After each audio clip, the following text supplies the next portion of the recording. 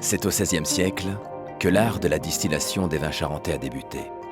Depuis, de nombreux procédés ont été testés et les distillateurs charentais n'ont jamais cessé d'innover. En 1936, la méthode de distillation charentaise est strictement définie dans le cahier des charges de l'appellation. Dans l'élaboration du cognac, la distillation est une source majeure d'émissions de gaz à effet de serre. L'audace et l'innovation étant dans l'ADN de la maison Martell, il y a 4 ans, elle est la première à investir dans un programme de recherche et développement sur la distillation durable. Ce programme a pour vocation de commencer à créer des options bas carbone pour l'ensemble de la filière.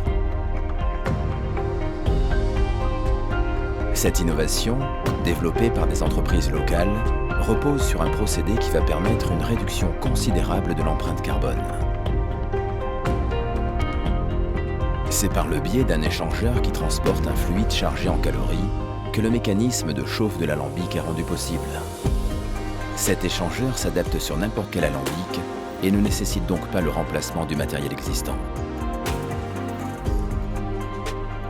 C'est notamment grâce à ce type d'initiative que la filière cognac atteindra les objectifs nationaux et européens de diminution de la consommation énergétique à hauteur de 50% en 2030. Le résultat des essais effectués depuis 3 ans chez Martell montre que la qualité des eaux-de-vie n'est pas impactée.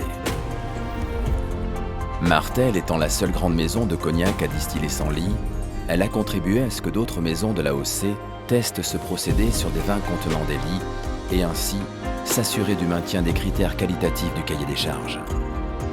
Parce que le cognac produit aujourd'hui sera consommé dans 10, 20 ou 30 ans, il est de notre devoir d'anticiper les attentes des consommateurs de demain et ainsi continuer à accélérer les initiatives vers une réduction de l'empreinte environnementale du produit.